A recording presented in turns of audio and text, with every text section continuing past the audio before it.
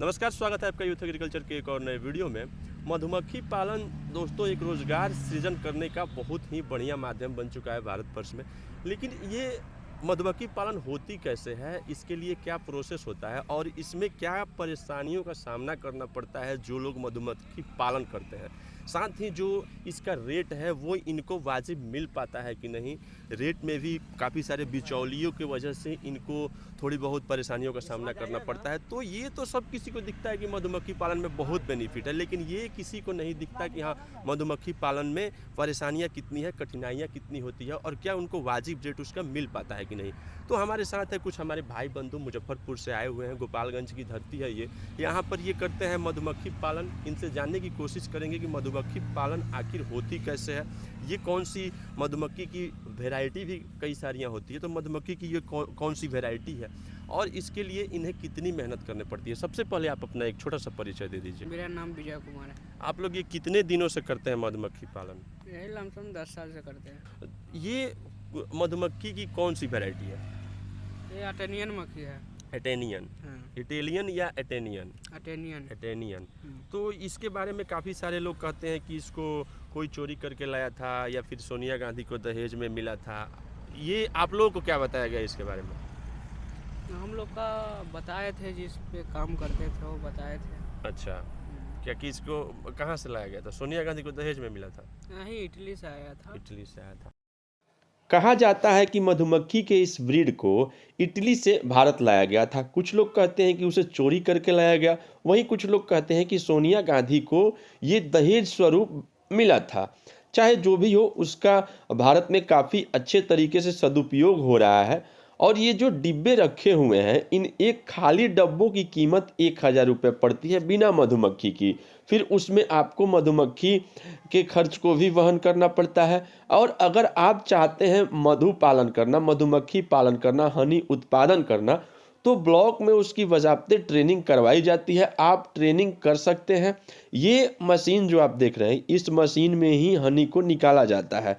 ये मशीन है, इसमें आपको उसके प्लेट को रख दिया जाता है और जब हैंडल चलाई जाती है तो हनी बाहर हो जाता है और उसके मोम अलग हो जाते हैं।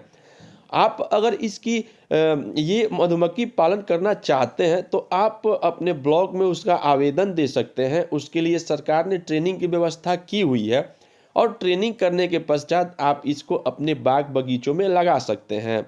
ये मधुमक्खियाँ फूल का रस चूसती है और अलग अलग सीजन में अलग अलग मधु उत्पादन करती है। यानी कि सरसों के सीजन में सरसों का, आम और लीची के सीजन में आम और लीची का। हालांकि हनी चाहे जिस भी फूल का हो, जिस भी फूल से भौरों ने रस चूस कर लाया हो, वो मीठा ही होता है।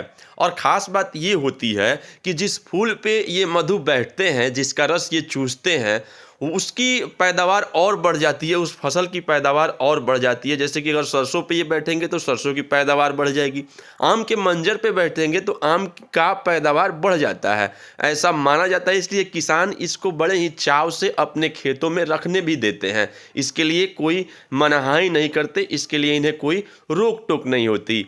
इनसे बात और भी हमने की, इन्होंने बताया कि कैसे बिचौलिए मधु के रेट को सही नहीं देते और बीच में ही बहुत सारे रेट घपला कर जाते हैं। साथ में पुलिस प्रशासन द्वारा भी इन्हें प्रताड़ित किया जाता है। अच्छा, प्रेजेंट में जैसे कि मानते हैं कि ये आपको सरसों के सीजन में आप सरसों का मधु ला करके देती है, फिर आपको आम के सीजन में आम के मंजर का मधु लाएगी। नहीं, लीची के समय में आम भी मोजर देता है। हाँ, लीची के समय में आम भी मोजर देता है। बीच के सीजनों में जो मध्यकाल होता है, यानी कि जिसको ऑफ सीजन बोलेंगे, उसमें ये लोग कैसे रहती है? ऑफ सीजन में शक्कर खिलाना पड़ता है इसको। तो उसमें भी खर्चे लगते होंगे? 3-4 लाख रुपए लगती है। 3-4 लाख। तो कमाई का जरिया आप सोच सकते हैं, अगर आमदनी कम हुई तो फिर तो ये घाटा भी दे सकती है। घाटा लगे है। अच्छा, वर्तमान में इसका रेट क्या है अभी मार्केट में? मार्केट वैल्यू क्या है मधु का? अभी 60-70 का चल रहा है रेट। हनी का रेट 60-70 का चल रहा है। और मतलब होना कितना चाहिए? होना चाहिए वही 100-130 रेट बढ़ना चाहिए, 150 बढ़ना चाहिए। 150 बढ़ना कंपनी चाहिए। का मांग। हाँ, तो आप सोचिए कि बिचौलिए कितने ज़्यादा इसमें बेनिफिट कमा रहे हैं, कितना इन लोगों को कितना कम राशि, जो कि सबसे ज़्यादा मेहनत करते हैं, सबसे ज़्यादा इन रिस्क भी है इसमें। आप अगर मधु अगर 2-4 काट ले तो फिर कई प्रकार की इन्फेक्शन बीमारी भी हो जाती है, लेकिन फिर भी इन्हें रेट वाजिब नहीं मिल पाता है। तो इस चीज़ के लिए क्या इसमें मतलब गवर्नमेंट आपको कोई लाइसेंस भी लेना पड़ता है इसका? नहीं, कुछ लाइसेंस नहीं। लाइसेंस नहीं लेना पड़ता, लेकिन गवर्नमेंट को इस बारे में सोचना चाहिए कि इसकी कोई एक फिक्स राशि करे, इसमें कोई ऐसा प्रावधान लाए कि इनको वाजिब रेट मिले, बिचौलिए इसके फ़ायदे नहीं उठाए, इससे इन्हें नुकसान का सामना नहीं करना पड़ेगा। अब सोचिए मध्य सीजन में जब इसका सीज़न ऑफ हो जाता है तो इसको चीनी खिलाई जाती है, और चीनी खिलाने में भी इनको 2-3 लाख रुपए खर्च लगता है, नहीं तो मर जाती होंगी ये। मर जाएगी, शक्कर नहीं खिलाएंगे, जैसे हम लोग का भूख लगेगा, खाना नहीं खाएंगे तो कैसा मन करेगा तो बताइए। मर जाएगी।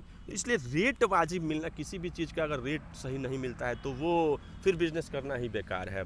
अच्छा, इसकी प्रोसेस के बारे में थोड़ी सी हमको बता दीजिए, कैसे ये मतलब रानी मधुमक्खी का आदेश मानती है, इसका क्या माजरा है, थोड़ा इसके बारे में कुछ बताइए।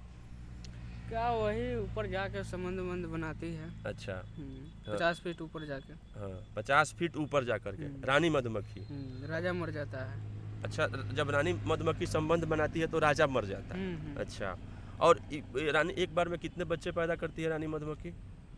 वो पैदा नहीं करती है, जीरा मारती है। जीरा मार एक दिन में 300, 400, 2000, 1500 ऐसे जीरा मारती है। अच्छा, अब वो बची रह जाती है कि वो भी बाद में जीरा मारती है तो वो लार्वा बनती है, फिर जीरा से लार्वा बनता है, लार्वा से एडल्ट फॉर्म में आता है। हाँ, उसके बाद बच्चा तैयारी होता है। यही कंडीशन है एग्रीकल्चर में, जैसे कोई भी छोटे अंडे से जब वो लार्वा बनते हैं, फिर उसके बाद उससे फ्लाई उड़ने वाली एडल्ट फॉर्म में आ जाते हैं, वही कंडीशन मधुमक्खियों का भी है।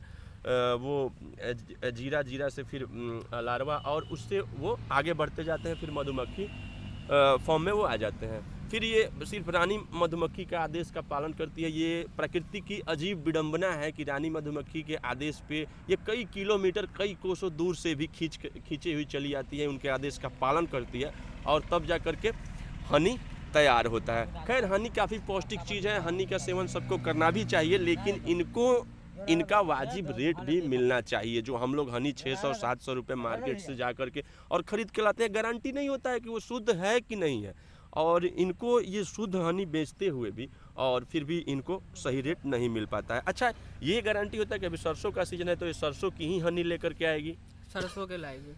अच्छा, फिर आप लोग इसको अलग अलग वैरायटी भी रखते होंगे, सरसों का, आम का, लीची का, सब जाता है ना, जो सीजन होता है ना, सीजन का हिसाब से जो जिसका माल निकला उसी में जाता है कंपनी में, उसी का कंपनी में जाता है। तो ये रही कुछ मधुमक्खी संबंधित जानकारी। बाकी अगर गवर्नमेंट तक हमारी आवाज़ जा रही हो, पहुंच रही हो, तो इस बारे में ज़रूर ध्यान दिया जाए कि इनको इसका रेट वाजिब मिलना चाहिए। ऐसे ही भी बॉर्डर पे भी पैसा लेता है।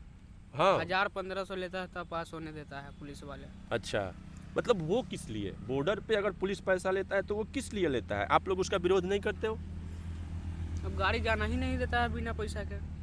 तो ये गलत चीज़ है, और इसके लिए बिहार बदनाम भी है। तो बिहार की प्रगति तभी होगी जब इन सब चीज़ों पे, छोटे मोटे चीज़ों पे सुधार होगा।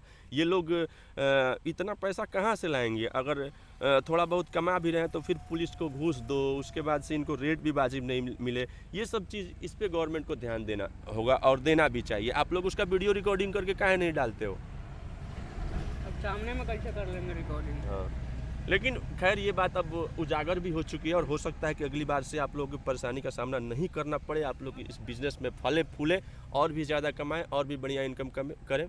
इस दुआ के साथ मैं अपनी बात को यहीं पे ख़त्म करूंगा। मिलते हैं अगले किसी वीडियो में, तब तक के लिए जय हिंद।